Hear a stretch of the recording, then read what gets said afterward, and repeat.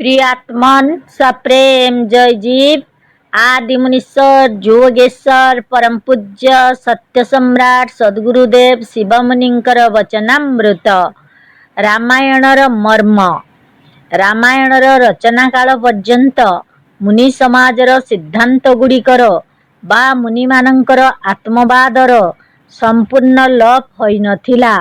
आउ मध्य मतवादी मानंकर प्रभाव भारतीय संस्कृति उपरे एते पड़ी नथिला। मतवाद मतवादी ईश्वरर प्रभाव भारत को मुसलमान माने आसीबा परे भारतीय जनतार मस्तिष्क उपरे पड़िला। मुसलमान माने आसीबा परे ही धीरे धीरे मतवादी ईश्वरर भय भारतीय मानंकर चित्तरे मध्य प्रवेश करिबाकू लागिला। मुसलमान माने ही विशेषतः यह कहितिले जे आत्मा बा ए जीव किछि नुहे, तुच्छ, दास ओ गोलाम। प्रभु स्वामी आउ समस्तंकर कर्ता धर्ता मतवादी ईश्वर अटंती। ताहार प्रसन्नता ही केवल मनुष्य को दुख और नरकरू बंचाई पारिबो। तेणु मतवादी ईश्वरर स्तुति प्रार्थना इत्यादि करी मनुष्य निज जीवन को सुखी करि पारे, जहाँकि निहाती वृथा कथा मात्र। मुसलमान मानंकर आतंकपूर्ण प्रभाव धीरे धीरे भारतीयंको हृदय और मस्तिष्क उपरे मतवादी ईश्वरर प्रभाव पकाइबाकू लागिला ओ सेमाने निजको मतवादी ईश्वरर गुलाम बोली भाबिबाकू लागिले।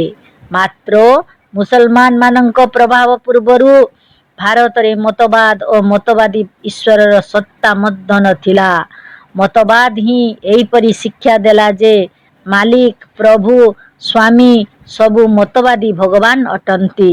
आउ जहा किछि हेबो तांकर करिबा द्वारा हेबो। तेणु अन्य काहाको प्रणाम करिबा बा अन्यर सम्मुखरे मुंड नुआइबा वृथा अटे। एही भावना जोगु प्रणाम और नमस्कारर स्थान रे जय राम जी की, जय गोपाल जी की, जय भगवान की इत्यादि वाक्य गुड़िकर प्रचार करागला। भाव यह जे जेतेबेले मनुष्य किछि करि पारु नाही तेबे मनुष्य को काहेकि प्रणाम करा जीवो। मात्र सत्य यह जे मतवादी ईश्वर किछि करि पारे ना, सबु आंभर ए जीव ही करे ओ ताहार फल भोग करेबो। जदि सबु ईश्वर करे तो ताहार फल जीव काहेकि भोग करिबो। मतवादी लोकंक कथा अनुसारे संसार रे पाप, मिथ्याचार, बेईमानी और हिंसा अधिक। सबुर कर्ता ईश्वर अटंती तो यार अर्थ हेबो जे ईश्वर मिथ्या, हिंसा, बेईमानी, ब्लैक मार्केटिंग और लांचखोरी को अधिक पसंद करती। जदि से पसंद न करती तो ए सबु किपरि हुअंता। जेतेबेले कि खुदा न चाहिले किछि होई पारे नाही। तेणु मनुष्य सबु करे आउ मनुष्य निज कर्मर, बुद्धिर, परिश्रमर ओ निजर रोजगार फल भोग करे।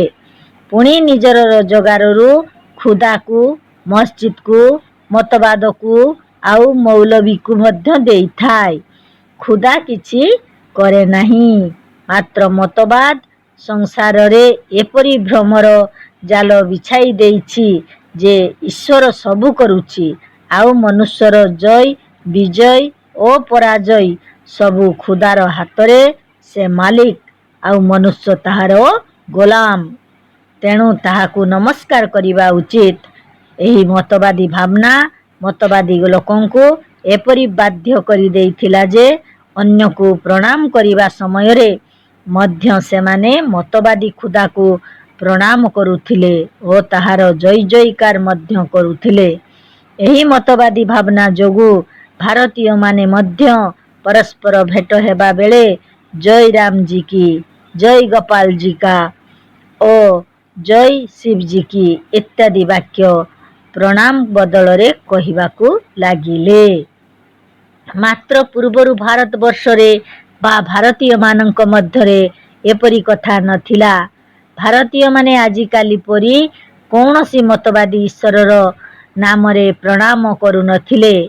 ତୁଳସୀକୃତ ରାମାୟଣର ଅଯୋଧ୍ୟା କାଣ୍ଡରେ ଅଛି ଯେ କହି ଜୟ ଜୀବ ଶିଷ ତିନ୍ହ ନାଏ ଭୂପଶୁ ମଙ୍ଗଲ ବଚନ ଶୁଣାଏ। ଅଯୋଧ୍ୟା କାଣ୍ଡ 2:4 ଚୌପାଇ 2। ରାଜା ଦଶରଥ ସୁମନ୍ତ୍ରାଦି ନିଜଠାରୁ ଛୋଟ ବଡ଼ ସମସ୍ତଙ୍କୁ ଡାକିଥିଲେ। ସେମାନେ ଆସି ଜୟଜୀବ କହି ମଥା ନୁଆଇଥିଲେ। ରାଜା ମଧ୍ୟ ତୁମ୍ଭର କଲ୍ୟାଣ ହେଉ ଏହିପରି ମଙ୍ଗଳ ବଚନ ଶୁଣାଇଥିଲେ। ସକାଳ ହେଲା ମାତ୍ର ଏପର୍ଯ୍ୟନ୍ତ ରାଜା ଦଶରଥ ନ ଉଠିଥିବାରୁ ସମସ୍ତେ ସୁମନ୍ତଙ୍କୁ ରାଜା ଦଶରଥଙ୍କୁ ଉଠାଇବାକୁ ପଠାଇଲେ। ସୁମନ୍ତ ଆସିଲେ। ଆଉ ଯେତେବେଳେ ରାଜା ନିଜ ଘରେ ମିଳିଲେ ନାହିଁ, ତାଙ୍କୁ ଖୋଜି ଠାବ କରିବାକୁ କୈକେୟୀଙ୍କ କୋଠରୀକୁ ଗଲେ ଓ ରାଜାଙ୍କ ସମ୍ମୁଖକୁ ଯାଇ କହି ଜୟ ଜୀବ ବେଇଠି ଶିର ନାଇ ଦେଖି ଭୂପ ଗତି ଗୟଉ ସୁଖାଇ। 2:37 ଚୌପାଇ 2। ସୁମନ୍ତ ଜୟଜୀବ କହି ରାଜାଙ୍କୁ ମୁଣ୍ଡ ନୁଆଇ ପ୍ରଣାମ କଲେ। ଆଉ ରାଜାଙ୍କର ଅବସ୍ଥା ଦେଖି ସୁମନ୍ତ ଶୁଖିଗଲେ। ପୁଣି ସେହି ସୁମନ୍ତ ଯେତେବେଳେ ରାମଙ୍କୁ ବଣରେ ପହଞ୍ଚାଇ ଫେରି ଆସିଲେ, ସେତେବେଳେ ରାଜାଙ୍କୁ ଦେଖି ତାହାଙ୍କୁ ଜୟଜୀବ କହି ପ୍ରଣାମ କରିଥିଲେ। ଦେଖି ସଚିବ ଜୟଜୀବ କହି କିହ୍ନେଉ ଦଣ୍ଡ ପ୍ରଣାମୁଁ ସୁନତ ଉଠେଇ ବ୍ୟାକୁଳ ନୃପତି କହ ସୁମନ୍ତ କହେ ରାମ। ଅଯୋଧ୍ୟା 2:48। ସଚିବ ସୁମନ୍ତ ରାଜାଙ୍କୁ ଦେଖିଲେ ଆଉ ଜୟଜୀବ କହି ପ୍ରଣାମ କଲେ। ଏହା ଶୁଣିବା ସଙ୍ଗେ ସଙ୍ଗେ ବ୍ୟାକୁଳ ନୃପତି ଉଠିଲେ ଆଉ କହିଲେ, ହେ ସୁମନ୍ତ, କହ ରାମ କେଉଁଠି? କେତେ ପରିଷ୍କାର ଭାବେ ଏକଥା କୁହାଯାଇଛି। ଯଦି କେବେ ପ୍ରଣାମ କରୁଥିଲେ ତ ଜୟ ରାମଜୀ କି, ଜୟ ଭଗବାନ କି ବା ଜୟ ସଚ୍ଚିଦାନନ୍ଦ କି କହୁନଥିଲେ। ଯେବେ ଦରକାର ହୋଇଛି ଜୟଜୀବ ବୋଲି କହିଛନ୍ତି। ଏଥିରୁ ପରିଷ୍କାର ଜଣାଯାଉଛି ଯେ ସେ ସମୟରେ ଲୋକମାନେ ମତବାଦୀ ନଥିଲେ ଓ ମତବାଦର କଳ୍ପିତ କୌଣସି ପ୍ରକାରର ଭଗବାନଙ୍କୁ ମାନୁନଥିଲେ। କେବଳ ଜୀବକୁ ହିଁ ମାନୁଥିଲେ। ଜୀବ ହିଁ ସେ ସମୟର ଲୋକଙ୍କର ଶିବ ଥିଲା। ସେ ସମୟର ଲୋକେ ପ୍ରତ୍ୟକ୍ଷ ଦେଖୁଥିଲେ ଯେ ମୋ ଶରୀରର କଲ୍ୟାଣ ସେ ପର୍ଯ୍ୟନ୍ତ ହେବ ଯେ ପର୍ଯ୍ୟନ୍ତ ଜୀବ ଅଛି। ଜୀବ ପାଇଁ ହିଁ ସବୁ କିଛି ହେଉଛି। ଭାରତୀୟମାନେ ଯାହା କିଛି କରୁଥିଲେ ନିଜର ଜୀବକୁ ପ୍ରସନ୍ନ ବା ସୁଖୀ କରିବା ପାଇଁ କରୁଥିଲେ। କୌଣସି ପ୍ରକାରର କୌଣସି ମତବାଦୀ ଭଗବାନଙ୍କୁ ଖୁସି କରିବା ପାଇଁ ନୁହେଁ। ଦେଖ, ତୁଳସୀକୃତ ରାମାୟଣର ପ୍ରଥମେ କୁହାଯାଇଛି ସ୍ୱାନ୍ତଃ ସୁଖାୟ ତୁଳସୀ ରଘୁନାଥ ଗାଥା ଭାଷା ନିବନ୍ଧମତି ମଞ୍ଜୁଳମାତନୋତି। କୌଣସି ମତବାଦୀ ରାମଙ୍କୁ ଖୁସି କରିବା ପାଇଁ ନୁହେଁ, ମାତ୍ର ନିଜ ଅନ୍ତଃକରଣକୁ ଖୁସି କରିବା ପାଇଁ। ତୁଳସୀଦାସ ଏହି ରାମାୟଣର ଅତି ସୁନ୍ଦର କଥାକୁ ହିନ୍ଦୀ ଭାଷାରେ ରଚନା କରିଛନ୍ତି। ମାତ୍ର ଆଜିକାଲିର ଭକ୍ତମାନେ କହୁଛନ୍ତି ମୁଁ ମତବାଦୀ ଈଶ୍ୱରଙ୍କୁ ଖୁସି କରିବା ପାଇଁ ଏକଥା ଲେଖୁଛି। ରାମାୟଣ ଇତ୍ୟାଦି ପ୍ରାଚୀନ ଗ୍ରନ୍ଥ ଗୁଡ଼ିକରେ ଈଶ୍ୱର ମତବାଦୀ ନଥିଲେ। ରାମାୟଣ ଈଶ୍ୱର ବିଷୟରେ କହୁଛି। ମୂକ ହୋଇ ବାଚାଲ ପଙ୍ଗୁ ଚଢ଼ଇ ଗିରିବନ ଗହନ ଯାସୁ କୃପା ସୋ ଦୟାଲ ଦ୍ରବୌ ସକଲ କଲିମଲ ଦହନ। ଯାହାର କୃପାରୁ ମୂକ କଥା କହିବାକୁ ଲାଗେ ଆଉ ପଙ୍ଗୁ ବହୁତ ବଡ଼ ଓ ଗହନ ପର୍ବତ ଉପରେ ଚଢ଼ିଯାଏ, ଆଉ ଯେ କଲିକାଲର ମୂଳ ଦହନକାରୀ, ସେ ଦୟାଳୁ ମୋ ଉପରେ ଦୟା କରୁ। ସମସ୍ତ ସଂସାର ଦ୍ୱନ୍ଦ୍ୱମୟ। ଯେପରି ରାତି ଦିନ, ଛୋଟ ବଡ଼, ପାପ ପୁଣ୍ୟ, ସ୍ତ୍ରୀ ପୁରୁଷ ଆଉ ସକାଳ ସନ୍ଧ୍ୟା ସବୁ ଦୁଇ ଦୁଇ, ସେହିପରି ମଧ୍ୟ ଜଡ଼ଚେତନ ମଧ୍ୟ ଦୁଇ ଦୁଇ। ପୃଥିବୀ, ଜଳ, ଅଗ୍ନି, ବାୟୁ, ସୁନା, ରୂପା, ଲୁହାପଥର ଓ ଆକାଶ ସବୁ ଜଡ଼ ଅପଙ୍ଗୁ। ପାଞ୍ଚ ତତ୍ତ୍ୱର ତିଆରି ଜଡ଼ ଶରୀର ମଧ୍ୟ ଜଡ଼ ଅପଙ୍ଗୁ। କିନ୍ତୁ ଏଥିରେ ଯେତେବେଳେ ଜୀବ ପଶିଯାଏ ଶରୀର ଏ ଜଡ଼ ଅପଙ୍ଗୁ ମଧ୍ୟ କଥା କହେ ଓ ପର୍ବତ ଉପରେ ଚଢ଼ିଯାଏ। କିନ୍ତୁ ଏ ଜୀବ ଯେତେବେଳେ ଶରୀରରୁ ବାହାରିଯାଏ ଏ ଜଡ଼ ଶରୀର ପୁଣି ଜଡ଼ ଅପଙ୍ଗୁ ହୋଇଯାଏ। ଏହା ଗୋଟିଏ ଅକ୍ଷର ମଧ୍ୟ କହିପାରେ ନା ଆଉ ପାଦେ ମଧ୍ୟ ଚାଲିପାରେ ନାହିଁ। ମତବାଦୀ ଈଶ୍ୱର ତ ମତବାଦୀ ଲୋକଙ୍କ କଥା ଅନୁସାରେ ସର୍ବବ୍ୟାପକ ହୋଇଥିବାରୁ ଶବ ମଧ୍ୟରେ ରହିଛି। ଯଦି ଈଶ୍ୱର ଯୋଗୁ ଶରୀର କଥା କହୁଥାନ୍ତା ଓ ଚାଲୁଥାନ୍ତା ତେବେ ମୃତ ଶରୀର ମଧ୍ୟ କଥା କହୁଥାନ୍ତା ଆଉ ଚାଲୁଥାନ୍ତା ଯେଉଁଥିରୁ କି ଏ ଜୀବ ବାହାରି ଯାଇଛି। ତେଣୁ ଜୀବ ଛଡ଼ା ଅନ୍ୟ କୌଣସି ତତ୍ତ୍ୱ ନାହିଁ ଯେ ଆସି ଜଡ଼ ଆଉ ପଙ୍ଗୁ ତତ୍ତ୍ୱକୁ କଥା କହେଇବା ଓ ଚାଲିବାର ଯୋଗ୍ୟ କରିପାରିବ। ଅତଏବ ଈଶ୍ୱରକୁ ମାନୁଥିବା ଏପରି ଲୋକେ ମତବାଦୀ ଈଶ୍ୱରକୁ ମାନୁଥିବା ଲୋକ ନଥିଲେ କିନ୍ତୁ ଏ ଜୀବକୁ ମାନୁଥିଲେ। କାରଣ ଏହାର ଏପରି ଲକ୍ଷଣ ଯେ ଯାହା ମତବାଦୀ ଈଶ୍ୱରର ହୋଇ ନପାରେ। ବ୍ୟାସଦେବ ମଧ୍ୟ ପୁରାଣରେ କହିଛନ୍ତି ମୂକଂ କରୋତି ବାଚାଳଂ ପଙ୍ଗୁଂ ଲଙ୍ଘୟତି ଗିରିଂ ଯତ୍କୃପାତମହଂ ବନ୍ଦେ ପରମାନନ୍ଦ ମାଧବମ୍। ଏହାର ମଧ୍ୟ ଠିକ୍ ଏହି ଅର୍ଥ ଯାହାକି ଉପର ଦୋହାର ଅଟେ। ତାତ୍ପର୍ଯ୍ୟ ଏହା ଯେ ଭାରତୀୟ ବିଦ୍ୱାନ ମତବାଦୀ ଈଶ୍ୱରକୁ କେବେ ହେଲେ ମାନୁ ନଥିଲେ। ଏମାନେ ଈଶ୍ୱର ଆଉ ଭଗବାନ ବୋଲି ଏହି ଆତ୍ମାକୁ କହୁଥିଲେ। ଈଶ୍ୱର କହିଲେ ମତବାଦୀ ଈଶ୍ୱରକୁ ବୁଝୁ ନଥିଲେ ମାତ୍ର ଏ ଜୀବକୁ ବୁଝୁଥିଲେ। ତୁଳସୀକୃତ ରାମାୟଣରେ ସ୍ୱୟଂ ରାମ କହିଛନ୍ତି ସମ୍ମୁଖ ହୋଇ ଜୀବ ମୋହି ଯବଉହିଁ ଅଘ ଜନ୍ମ କୋଟି ସଉ ନା ତବହିଁ। ସୁନ୍ଦରକାଣ୍ଡ ଦୋହା 43 ଚୌପାଇ 2।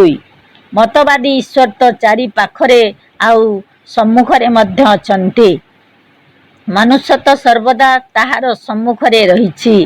ଏ ଜୀବ ମାତ୍ର ଯେ କି ଭିତରେ ଅଛି ତାର ସମ୍ମୁଖସ୍ଥ ମନୁଷ୍ୟ ଯେତେବେଳେ ହୁଏ ସେତେବେଳେ ସଦ୍‌ଗୁରୁଠାରୁ ଶିକ୍ଷା ଲାଭ କରି ଯୋଗ ବିଧି ଦ୍ୱାରା ମନର ବୃତ୍ତିଗୁଡ଼ିକୁ ବାହାରୁ ଫେରାଇ ମନ ଦ୍ୱାରା ଲେଉଟାଇ ଭିତରକୁ ଦେଖେ। ସେ ସମୟରେ ମନୁଷ୍ୟ ଆତ୍ମା ରାମର ସମ୍ମୁଖସ୍ଥ ହୋଇଥାଏ ଆଉ ତାହାର ସମସ୍ତ ପାପ କଟିଯାଏ ଓ ସେ ଜୀବନ୍ମୁକ୍ତ ହୋଇଯାଏ। ଏପରି ଅନେକ କଥା ରହିଛି ଆଗକୁ ଦେଖନ୍ତୁ। ଶୁଣୁ ସର୍ବଜ୍ଞ ସକଲ ଉରବାସୀ ବୁଦ୍ଧି ବଳ ତେଜ ଧର୍ମ ଗୁଣ ରାଶି। ଲଙ୍କାକାଣ୍ଡରେ ଜାମବନ୍ତ କହୁଛନ୍ତି ଯେ ସର୍ବଜ୍ଞ ହେ ବୁଦ୍ଧିବଳ ତେଜ ଆଉ ଧର୍ମାଦି ଗୁଣଯୁକ୍ତ ଆଉ ସମସ୍ତଙ୍କ ହୃଦୟ ନିବାସୀ ଶୁଣ। ଏହିପରି ତ କୌଣସି ମତବାଦୀ ଈଶ୍ୱର ହୋଇପାରିବେ ନାହିଁ। ଏପରି ତ ଜୀବ ହିଁ ହୋଇପାରିବେ। ଯେ ପର୍ଯ୍ୟନ୍ତ ଏ ଜୀବ ସମସ୍ତଙ୍କ ହୃଦୟରେ ରହିଥାଏ ସେ ପର୍ଯ୍ୟନ୍ତ ସେଥିରେ ବୁଦ୍ଧି ତେଜ ବଳ ଆଉ ଗୁଣ ରହିଥାଏ। ଯେତେବେଳେ ଏ ଆତ୍ମାରାମ ଶରୀରରୁ ବାହାରିଯାଏ ସେତେବେଳେ ଶରୀରରେ ନା ବଳ ନା କୌଣସି ଗୁଣ ଆଉ ନା ଜ୍ଞାନ ରହେ। ମତବାଦୀ ଈଶ୍ୱର ତ ମତବାଦୀ ଲୋକଙ୍କ ଅନୁସାରେ ସର୍ବବ୍ୟାପକ ସବୁ ସ୍ଥାନରେ ଥାଏ। ତାକୁ ଉରବାସୀ ବୋଲି କାହିଁକି କହିବେ? ଯେ ସର୍ବବ୍ୟାପକ ତାକୁ କଲିକତା ବା ମୁମ୍ବାଇ ନିବାସୀ ବୋଲି କାହିଁକି କହିବେ? ଗୋରଖପୁରରେ ରହୁଥିବା ଲୋକକୁ ଗୋରଖପୁରୀ ଓ ବନାରସରେ ରହିବା ଲୋକକୁ ବନାରସୀ କହନ୍ତି। ଚୀନରେ ରହିଥିବା ଲୋକଙ୍କୁ ଚୀନୀ ଓ ରୁଷରେ ରହିଥିବା ଲୋକଙ୍କୁ ରୁଷୀ କହନ୍ତି। ଏହିପରି ଉରବାସୀ ତ ଜୀବ ହିଁ ଅଟେ। ଆତ୍ମାରାମ ହିଁ ଉରବାସୀ ଅଟେ। मतवादी ईश्वर तो सर्वव्यापक तांकु उरवासी कुहा जाई न पारे। केही जीव इंजीनियरिंग जाने तो केही चाष काम जाने, केही जर्मन भाषा जाने तो केही रूस भाषा जाने, केही इंग्राजी जाने तो केही संस्कृत जाने। एहीपरि समष्टि रूपरे आत्मा ही सर्वज्ञ अटे। मते जणे पचारिथिले जीवर सबु गुण केउठी विद्यमान रहिछि। मु कहिथिली जे आत्मारे सबु गुण रहिछि। ईश्वरर धर्म करिवार गुण रहिछि, मात्र पाप करिवार गुण नाही। चोरी, जालसाजी और बेईमानी करिवार गुण ईश्वरर केउठी अछि? जहा से केबे करि नाही ताकू चोर किपरि कुहाजिब? मात्र जीव तो चोर आउ साधु मध्य। तेणु जीव ही सबु गुणर राशि, ईश्वर नुहे। पुणी रामायण रे कुहा जाइछि, प्रकृति पार प्रभु सब उरवासी, ब्रह्म निरीह बीरज अविनाशी। उत्तरकांड दोहा 72 7। प्रभु प्रकृतिर परे समस्तंक हृदय रहिबा लोक। बाहारे प्रकृतिर पार तो मिलिब नाही, कारण बाहारे चारिआडे अनंत दिग पर्यंत प्रकृति ही प्रकृति। प्रकृति सेठारे बाहार दिगकू ताकू छाड़ी देले आउ किछि नाही। तेणु प्रकृतिर पार माने भीतर दिगकू, जेउठारे जीव रहिछि। सूक्ष्माति सूक्ष्म अति सूक्ष्म से बिंदु जेउठारे जीव रहिछि, सेठारे प्रकृति नाही। प्रकृति पारे भीतर दिगकू आउ ताहा सूक्ष्माति सूक्ष्म जहा केंद्र बिंदु, सेठारे जीव रहे, जेउठारे जीवर हृदयर केंद्र। तेणु जीवकू उरवासी बोली कुहा जाय। से सर्वव्यापक, से तो प्रकृतिर भितरे समस्त संसार रे व्यापक। तेणु ताकू उरवासी कुहाजिब नाही। जे सर्वव्यापक से तो प्रकृतिर भितरे समस्त संसार रे व्यापक। तेणु ताकू उरवासी कुहाजिब नाही। एथिपाई रामायण रे सनकादि मुनि माने कहिछन्ति, सर्व सर्वगत सर्व उरालय, बससी सदा हम कहूँ प्रतिपालहूँ। उत्तरकांड दोहा 33 चौपाई 7। जय। सबु प्राणी मध्यरे रहिथिबारु तुम्भे सर्वगत, आउ सर्वगत होइथिबारु जेते प्राणी अछंती सबु तुम्भे, आउ हृदय ही तुम्भर घर। एहा मध्यरे रही तुम्भे आंभ मानंको पालन कर। एहा केबे कोनसी प्रकारे मतवादी ईश्वर पाई नुहे।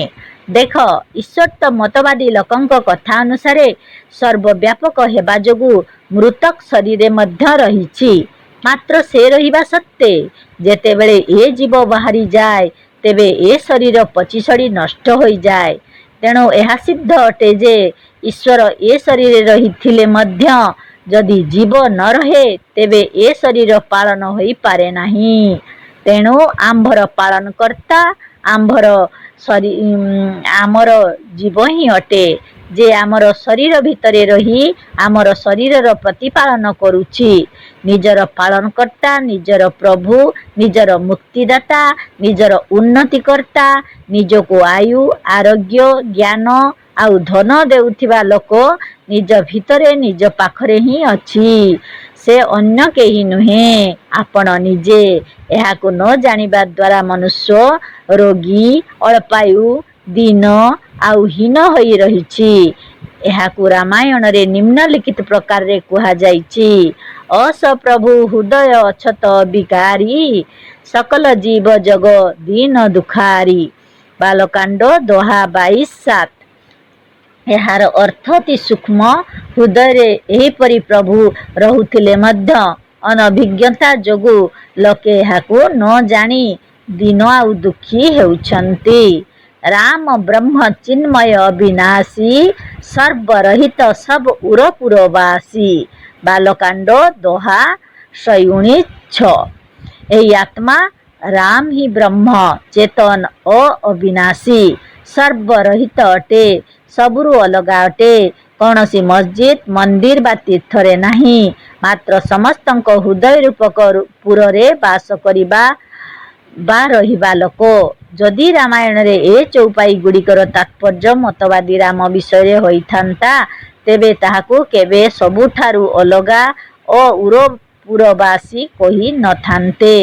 ମତବାଦୀ ରାମ ତ ମତବାଦୀ ଲୋକଙ୍କ କଥା ଅନୁସାରେ ସର୍ବବ୍ୟାପକ ବା ଅଯୋଧ୍ୟାବାସୀ ଅଟନ୍ତି, ମାତ୍ର ଏ ରାମ ତ ସର୍ବରହିତ ଆଉ କୁଆଡ଼େ ନଥିବାରୁ କେବଳ ଉରପୁରବାସୀ ଅଟନ୍ତି, କେବଳ ଦେହରେ ରହିବା ଲୋକ ଅଟନ୍ତି। ସ୍ୱୟଂ ରାମ ଶବରୀକୁ କହିଥିଲେ, ମମ ଦର୍ଶନ ଫଲ ପରମ ଅନୁପା, ଜୀବ ପାବ ନିଜ ସହଜ ସ୍ୱରୂପା। ମୋର ଦର୍ଶନର ଫଳ ଅନୁପମ, କାରଣ ଯେତେବେଳେ କେହି ମୋତେ ଦେଖିପାରେ ବା ଜାଣିପାରେ, ସେତେବେଳେ ସେ ନିଜର ସହଜ ସ୍ୱାଭାବିକ ରୂପକୁ ପାଏ, ନିଜକୁ ହିଁ ପାଏ। ଏହା ଅନୁପମ ଏଥିପାଇଁ ଯେ କୌଣସି ଅନ୍ୟର ସମ୍ବନ୍ଧରେ ଏପରି ହୋଇନଥାଏ। ଆପଣ ଘୋଡ଼ା ଖୋଜିବା ପାଇଁ ଗଲେ, ଘୋଡ଼ା ମିଳିଗଲେ ଆପଣ ମୁଁ ଘୋଡ଼ା ବୋଲି ନିଜକୁ କହନ୍ତି ନାହିଁ। କୌଣସି ରାଜାକୁ ଖୋଜିବା ପାଇଁ ଆପଣ ଗଲେ, ଯଦି ରାଜା ମିଳିଗଲେ ଆପଣ ନିଜକୁ ମୁଁ ରାଜା ବୋଲି ଜାଣନ୍ତି ନାହିଁ। ଏହିପରି ଯେତେବେଳେ ହେବ, ଯେତେବେଳେ ପ୍ରକୃତରେ ଆପଣ ରାଜା ହିଁ ଥିବେ ଆଉ ଅଜ୍ଞାନ ତଥା ମସ୍ତିଷ୍କର ଭ୍ରମରୁ ନିଜକୁ ଅନ୍ୟ ବୋଲି ଭାବି ତାହାକୁ ଖୋଜିବା ପାଇଁ ଲାଗିଥିବେ, ଯେତେବେଳେ କୌଣସି ଜ୍ଞାନୀ ବୁଝାଇ ଦେଲା ଯେ ଦେଖ, ଏହିସବୁ ଲକ୍ଷଣ ତୁମ୍ଭର ରୂପରେ ହିଁ ଘଟୁଛି ଆଉ ସେ ତୁମ୍ଭେ ଅଟ, ସୋ ତେଇ ତାହି ତୋହି ନହି ଭେଦା, ବାରି ବିଚି ଇବ ଗାବ ହିଁ ବେଦା। ଉତ୍ତରକାଣ୍ଡ ଦୋହା 110:6। ସୋ ସେ ଅର୍ଥାତ୍ ଈଶ୍ୱର, ତେଇ ତୁ ତାହି ତାହାର, ଆଉ ତୋହି ତୁମ୍ଭ ମଧ୍ୟରେ କୌଣସି ଭେଦ ନାହିଁ। ବାରି ପାଣି ଆଉ ବିଚି ଲହରୀ ପରି, ଯେପରିକି ବେଦଯାକ କହୁଛନ୍ତି। ଭେଦ ଜ୍ଞାନରୁ ଅର୍ଥାତ୍ ସେହି ଜ୍ଞାନରୁ ଯେଉଁଥିରୁ ମୁଁ ଅନ୍ୟ ଆଉ ମୋର ତଥା ରାମ ମଧ୍ୟରେ ପ୍ରଭେଦ ରହିଛି, ଏହିପରି ଭେଦ ଜ୍ଞାନରୁ ମୁକ୍ତି ମିଳିପାରେ ନାହିଁ। ରାମାୟଣରେ କୁହାଯାଇଛି ଯେ ଶୁନୁ ଶଠ ଭେଦ ହୋଇ ମନ ତାକେ, ଶ୍ରୀ ରଘୁବୀର ହୃଦୟ ନହିଁ ଯାକେ। ଲଙ୍କାକାଣ୍ଡ ଦୋହା 20:10। ହେ ଶଠ ଶୁଣ, ଯେ ନିଜ ହୃଦୟରେ ହିଁ ରାମକୁ ଜାଣେ ନାହିଁ ବା ଯାହାର ହୃଦୟରେ ରାମ ନାହିଁ, ତାହାର ମନରେ ଭେଦ ହୋଇଥାଏ କି ମୁଁ ଅନ୍ୟ ଆଉ ରାମ କେହି ଜଣେ ଅନ୍ୟ ଅଟେ। ଯେ ନିଜ ଭିତରେ ହିଁ ନିଜକୁ ହିଁ ରାମ ମାନେ, ସେ କିପରି କହିବ ଯେ ମୁଁ ଅନ୍ୟ ଆଉ ରାମ ଅନ୍ୟ? ବାସ୍ତବିକ ସାଧକର ଶେଷରେ ଏହି ଜ୍ଞାନ ହେଲେ ଯାଇ ମୁକ୍ତି ମିଳେ। ଦେଖ ସୋରଠା, ଏହି ବିଧି ଲେଶେଇ ଦୀପ ତେଜ ରାଶି ବିଜ୍ଞାନମୟ, ଜାତ ହିଁ ଯାସୁ ସମୀପ, ଜର ହିଁ ମଦାଦିକ ସଲଭ ସବ। 127। ସହଂ ଅସ୍ମି ଇତି ବୃତ୍ତି ଅଖଣ୍ଡା, ଦୀପଶିଖା ସୋଇ ପରମ ପ୍ରଚଣ୍ଡା। ମାତ୍ର ଏ ବାକ୍ୟର ଆଗରୁ ନିମ୍ନଲିଖିତ ବାକ୍ୟ ରହିଛି। ଯୋଗ ଅଗ୍ନି କର ପ୍ରକଟ ତବ, କର୍ମ ଶୁଭାଶୁଭ লাই, ବୁଦ୍ଧି ଶିରାବେ ଜ୍ଞାନ ଘୃତ, ମମତା ମଲ ଜରି ଯାୟୋ। ଉତ୍ତରକାଣ୍ଡ ଦୋହା 117:କ। ତିନି ଅବସ୍ଥା ତିନି ଗୁণ ତେହି, କୋ ପାଶ ତେଁ କାଢ଼ି, তুলতুরিয় সোঁবারি পুনি, বাতি করে সুগাঢ়ি। উত্তরকাণ্ড দোহা 117:গ। ଏହି ବିଧି ଲେଶେଇ ଦୀପ ତେଜ ରାଶି ବିଜ୍ଞାନମୟ, ଜାତ ହିଁ ଯାସୁ ସମୀପ, ଜର ହିଁ ମଦାଦିକ ସଲଭ ସବ। ଉତ୍ତରକାଣ୍ଡ ସୋରଠା 117:ଘ। ସହଂ ଅସ୍ମି ଇତି ବୃତ୍ତି ଅଖଣ୍ଡା, ଦୀପ ଶିଖା ଶୋଇ ପରମ ପ୍ରଚଣ୍ଡା। ଆତ୍ମ ଅନୁଭବ ସୁଖ ସୁପ୍ରକାଶା। ତବ ଭବ ମୂଳ ଭେଦ ଭ୍ରମ ନାଶା। ଚୌପାଇ 2। ମନ ବା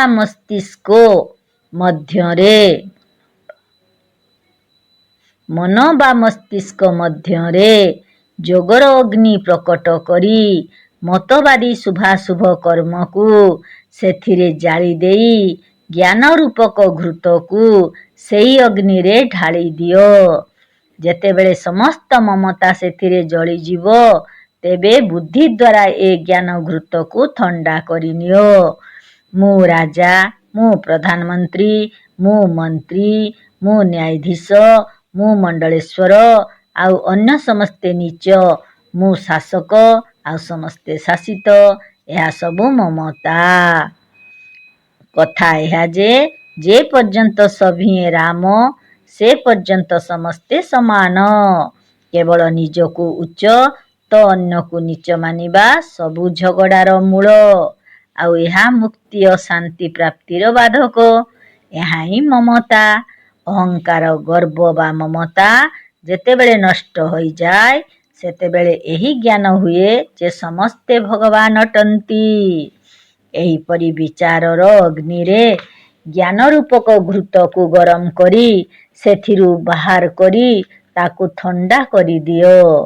ଆଉ ଚିତ୍ତ ରୂପକ ଦୀପରେ ପୂରାଇ ସମତା ଅର୍ଥାତ୍ ସବୁ ଏକ ଏପରି ଭାବନା ରୂପକ ଯେଉଁ ଦୃଢ଼ ରୁଖା ରହିଛି, ତାହା ଉପରେ ରଖ। ତିନି ଅବସ୍ଥା, ତିନି ଗୁଣ ଆଦି ଯେଉଁ କପାଗଛ ରହିଛି, ସେଥିରୁ ତୁରୀୟ ଅବସ୍ଥା ରୂପକ ତୁଳା କାଢ଼ି ଅତି ମୋଟା ବଳିତା ତିଆରି କରି ସେ ଦୀପର ତେଲରେ ବୁଡ଼ାଇ ଏ ତେଜରାଶି ବିଜ୍ଞାନମୟ ଦୀପକୁ ଜଳାଇ ଦିଅ, ଯାହା ନିକଟକୁ ଯାଇ ଧନ ଅଧିକାରର ଗର୍ବ ରୂପକ ପତଙ୍ଗ ଜଳିଯିବେ। ବର୍ତ୍ତମାନ ଏ ଦୀପଶିଖାର ବର୍ଣ୍ଣନା କରାଯାଇଛି। କହୁଛନ୍ତି ଯେ ଚିତ୍ତ ମଧ୍ୟରେ ଯେଉଁ ସ-ଅହମ୍-ଅସ୍ମି, ସେ ଈଶ୍ୱର ମୁଁ ଅଟେ, ଏ ପ୍ରକାରର ଯେଉଁ ଭାବ ରହିଛି, ତାହା ଏହି ଦୀପର ଜ୍ୟୋତିର ଶିଖା ଆଉ ନିଜର ଆତ୍ମାର ପ୍ରକୃତ ସ୍ୱରୂପର ଅନୁଭବରୁ ଯେଉଁ ସୁଖ ହୋଇଥାଏ, ତାହା ଏହି ଦୀପଶିଖାର ପ୍ରକାଶ। ଯାହାଦ୍ୱାରା ସାଂସାରିକ ମୂଳ ଯେଉଁ ଭେଦଭ୍ରମ, ମନୁଷ୍ୟ ଭ୍ରମ ଯୋଗୁଁ ଈଶ୍ୱର ଓ ତା ମଧ୍ୟରେ ଯେଉଁ ପାର୍ଥକ୍ୟ ଦେଖିଥାଏ, ତାହା ହିଁ ଭେଦଭ୍ରମ।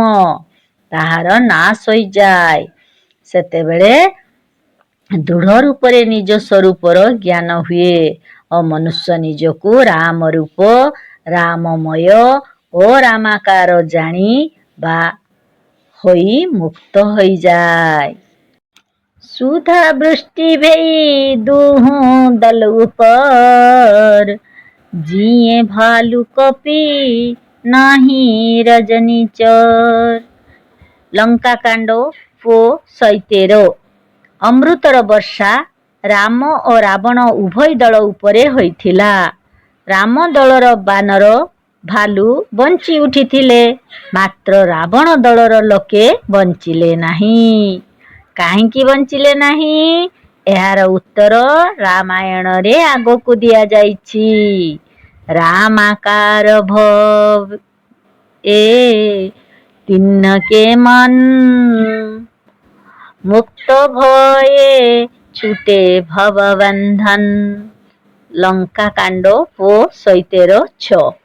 ରାବଣ ଦଳର ଲୋକେ ରାମକୁ ମାରିବା ଇଚ୍ଛାରୁ ସର୍ବଦା ଦିନ ରାତି ରାମର ହିଁ ଚିନ୍ତନ, ଧ୍ୟାନ ଓ ସ୍ମରଣ କରି କରି ରାମ ସ୍ୱରୂପ, ରାମମୟ ବା ରାମାକାର ହୋଇଯାଇଥିଲେ। ଏଥିପାଇଁ ରାବଣ ଦଳର ସବୁ ଲୋକ ମୁକ୍ତ ହୋଇଯାଇଥିଲେ। ମୁକ୍ତ ହୋଇଗଲେ ସେ ଆନନ୍ଦକୁ ଛାଡ଼ି କିଏ ଆଉ ସଂସାରକୁ ଫେରିବ? ତେଣୁ ରାବଣ ଦଳର ଲୋକେ ବଞ୍ଚି ଉଠିନଥିଲେ। ଭେଦ ଜ୍ଞାନରୁ ମୁକ୍ତି ହୁଏ ନାହିଁ। ଅନ୍ୟକୁ କ'ଣ କହିବା? ଭେଦ ଜ୍ଞାନ ଯୋଗୁଁ ରାମର ବାପା ଦଶରଥଙ୍କର ମଧ୍ୟ ମୁକ୍ତି ହୋଇନଥିଲା। ରାବଣର ଲଙ୍କାକାଣ୍ଡ ରାମାୟଣର ଲଙ୍କାକାଣ୍ଡ ଦୋହା 111 ଚଉପାଇକୁ ତଳେ ଦେଖନ୍ତୁ। ତେହି ଅବସର ଦଶରଥ ତହେଁ ଆଏ, ତନୟ ବିଲକି ନୟନ ଜଲ ଛାଏ। ଲଙ୍କାକାଣ୍ଡ 111:1। ଲଙ୍କା ଉପରେ ବିଜୟ ପ୍ରାପ୍ତ କରିବା ପରେ ରାମ ଲକ୍ଷ୍ମଣ ବସିଥିଲେ, ଆଉ ସମସ୍ତେ ସ୍ତୁତି କରୁଥିଲେ। ଏହି ସମୟରେ ସେଠାକୁ ରାମ ଲକ୍ଷ୍ମଣଙ୍କର ସମ୍ମୁଖକୁ ରାଜା ଦଶରଥ ମଧ୍ୟ ଆସିଥିଲେ, ଆଉ ନିଜର ପୁଅମାନଙ୍କୁ ଦେଖି ତାଙ୍କର 2 ଆଖିରୁ ଲୋତକ ଝରି ଆସିଥିଲା। ରାବଣର ଲୋକମାନେ ମୁକ୍ତ ହୋଇଯିବାରୁ ଅମୃତ ବର୍ଷା ହେବା ପରେ ମଧ୍ୟ ଆଉ ଫେରି ନଥିଲେ। ତେବେ ଏ ରାଜା ଦଶରଥ କିପରି ପହଞ୍ଚିଗଲେ, ଏହାର ଉତ୍ତର ମଧ୍ୟ ରାମାୟଣରେ ରହିଛି। ତାତେ ଉମା ମୋକ୍ଷ ନୋହି ପାୟୋ, ଦଶରଥ ଭେଦ ଭଗତି ମନ ଲାୟୋ। ଲଙ୍କାକାଣ୍ଡ 111:6। ମହାଦେବ କହୁଛନ୍ତି କି, ହେ ଉମା, ରାଜା ଦଶରଥଙ୍କର ଅଭେଦ ଜ୍ଞାନ ହୋଇନଥିଲା। ସେ ତ ନିଜକୁ ଜଣେ ଓ ରାମକୁ ଆଉ ଜଣେ ବୋଲି ଭାବୁଥିଲେ। ଏହି ଭେଦଜ୍ଞାନ ଦଶରଥଙ୍କୁ ମୁକ୍ତ ହେବା ପାଇଁ ଦେଇନଥିଲା। ହେ ଉମା, ଏଥିପାଇଁ ରାଜା ଦଶରଥଙ୍କ ମୁକ୍ତି ହୋଇନଥିଲା। ମନରେ ସେ ଭେଦଭକ୍ତି ଆଣିଥିଲେ। ବର୍ତ୍ତମାନ ଏହା ଚିନ୍ତା କରିବାର କଥା ଯେ ଭେଦଭକ୍ତିରୁ ରାଜା ଦଶରଥ ଅର୍ଥାତ୍ ରାମଙ୍କ ବାପାଙ୍କର ମୁକ୍ତି ହେଲା ନାହିଁ। ତେବେ ଅନ୍ୟକୁ ଏ ଭେଦଭକ୍ତିରୁ ମୁଁ ଅନ୍ୟ ଆଉ ରାମ ଅନ୍ୟ, ମୁଁ ଜୀବ ଆଉ ରାମ ଭଗବାନ ବା ଈଶ୍ୱର ବୋଲି ଯେ ଭାବୁଥିବ, ତାଙ୍କୁ ମୁକ୍ତି କିପରି ମିଳିପାରିବ? ଈଶ୍ୱରଙ୍କୁ ନିଜଠାରୁ ଅଲଗା ମାନୁଥିବା ମତବାଦୀ ଲୋକଙ୍କର ମୁକ୍ତି ହୋଇନପାରେ। ଏହା ମଧ୍ୟ ରାମାୟଣର ମତ। ତାତ୍ପର୍ଯ୍ୟ ଏହା ଯେ ଯଦି ଈଶ୍ୱର ଅଛି ତ ତାହା ନିଜର ଆତ୍ମା, ଆଉ ଏହି ଜୀବର ନାମ ଈଶ୍ୱର, ପରମାତ୍ମା ଓ ଭଗବାନ। ବାସ୍ତବରେ ଶୃଗାଳର ସିଂହ ପରି ମତବାଦୀ ଈଶ୍ୱରର ଅସ୍ତିତ୍ୱ ନାହିଁ। ଯେପରି ଶୃଗାଳର ସିଂହ ଥାଏ ନାହିଁ, ସେହିପରି ବାସ୍ତବରେ ମତବାଦୀ ଈଶ୍ୱର ନାହିଁ। ଏ ସଂସାରରେ ଯେତେ ସ୍ତ୍ରୀ ଅଛନ୍ତି ସବୁ ସୀତା, ଆଉ ଯେତେ ପୁରୁଷ ସବୁ ରାମ। ଏହାଠାରୁ ଅଲଗା କୌଣସି ରାମ ବା ଭଗବାନ ନଥିଲା, ନା ଅଛି, ଆଉ ନା ଆଗକୁ ହେବ। ଭଗବାନ ମତବାଦୀ ଲୋକଙ୍କର ଗୋଟିଏ କାଳ୍ପନିକ ଭୂତ। ଏହା ରାମାୟଣରେ ମଧ୍ୟ କୁହାଯାଇଛି। ସିୟା ରାମମୟ ସବ ଜଗ ଜାନି, କରଉଁ ପ୍ରଣାମ ଜରି ଯୁଗ ପାନି। ବାଳକାଣ୍ଡ 7:2। ଏହାର ଭାବାର୍ଥ ଉପରେ କହି ଦିଆଯାଇଛି। ଏହାର ଭାବ ଏହା ଯେ ସବୁ ସ୍ତ୍ରୀ ସୀତା ଆଉ ସବୁ ପୁରୁଷ ରାମ। ଏହିପରି ବୁଝି ମୁଁ ସମସ୍ତ ସ୍ତ୍ରୀ ଓ ପୁରୁଷମାନଙ୍କୁ ହାତ ଯୋଡ଼ି ପ୍ରଣାମ କରୁଛି। ଏ ବାକ୍ୟ ଭୁଲରେ କୁହାଯାଇନାହିଁ, କିନ୍ତୁ ଏହିପରି ବାକ୍ୟ ରାମାୟଣରେ ବାରମ୍ବାର କୁହାଯାଇଛି। ଆଗକୁ ଦେଖ। ଜଡ଼ ଚେତନ ଜୀବର ତହ ସକଲ ରାମମୟ ଜାନି, ବନ୍ଦଉଁ ସବକେ ପଦ କମଲ ସଦା ଜରି ଯୁଗ ପାନି। ବାଳକାଣ୍ଡ 7:ଗ। ଜଡ଼ ମୂର୍ଖ ଆଉ ଚେତନ ବୁଦ୍ଧିମାନ ଅର୍ଥାତ୍ ଚତୁର, ସେ ଯାହା ମଧ୍ୟ ହେଉ, ସଂସାରର ଯେତେ ଜୀବ ଅଛନ୍ତି ସମସ୍ତଙ୍କୁ ରାମମୟ ବା ରାମ ଜାଣି ସମସ୍ତଙ୍କର କମଳ ରୂପୀ ଚରଣଗୁଡ଼ିକର ବନ୍ଦନା 2 ହାତ ଯୋଡ଼ି କରୁଛି। ଏଠାରେ ଜଡ଼ର ତାତ୍ପର୍ଯ୍ୟ ପଥର ଓ ମାଟି କାହିଁକି ନୁହେଁ? ପଥର ଓ ମାଟି ଏଥିପାଇଁ ନୁହେଁ ଯେ ଏଠାରେ ଜଡ଼ ଓ ଚେତନ ଜୀବର ବିଶେଷଣ। ଦେଖନ୍ତୁ, ଏ ଦୋହାର ଅନ୍ୱୟ ଏହିପରି ହେବ। ଅନ୍ୱୟ। ଜଗକେ ଯୋତଃ जड़ जीव सकल राममय जानी, हम सबके पद कमल को सदा जुग पानी जोरी बंदऊं। ଜଗତରେ ଯେତେ ଜଡ଼ ଆଉ ଚେତନ ଜୀବ ଅଛନ୍ତି ତାହା ତାଙ୍କରି ଯୋଗୁଁ ଅଛନ୍ତି। ତେଣୁ ଜଡ଼ ଜୀବର ଅର୍ଥ ପଥର ଜୀବ ହୋଇ ନପାରେ, କିନ୍ତୁ ଜଡ଼ ଜୀବର ଅର୍ଥ ମୂର୍ଖ ଜୀବ। ଅତିରିସ ବୋଲେ ବଚନ କଠୋରା, କହୁଁ ଜଡ଼ ଜନକ ଅନୁସ କି ନ ତୋରା। ବାଳକାଣ୍ଡ 269:3। ଏଠାରେ ପରଶୁରାମ ଜନକକୁ ଜଡ଼ କହିଛନ୍ତି। ଏଠାରେ ଜଡ଼ର ତାତ୍ପର୍ଯ୍ୟ ପଥର ନୁହେଁ, ମୂର୍ଖ ଅଟେ। ଅମର କୋଶ, ଯାହା ସଂସ୍କୃତ ଶବ୍ଦଗୁଡ଼ିକର କୋଶ, ଏଥିରେ ତ ଜଡ଼ର ଅର୍ଥ କେବଳ ଅଜ୍ଞ ଅର୍ଥାତ୍ ମୂର୍ଖ କୁହାଯାଇଛି। ଜଡ଼ୋ ଅଜ୍ଞ ଏବ ମୂକସ୍ତୁ ବକ୍ତୁଂ ଶ୍ରୋତୁଂ ଶିକ୍ଷିତେ। ଅମରକୋଶ ତୃତୀୟ କାଣ୍ଡ ବର୍ଗ 1 ଶ୍ଳୋକ 38। ଆଚ୍ଛା, ଈଶ୍ୱର ବି କ'ଣ ମୂର୍ଖ ହୋଇପାରେ? ଈଶ୍ୱର ମୂର୍ଖ ହୋଇ ନ ପାରିବ ତ ଜୀବ ମୂର୍ଖ ହୋଇ ପାରିବ କି ନାହିଁ?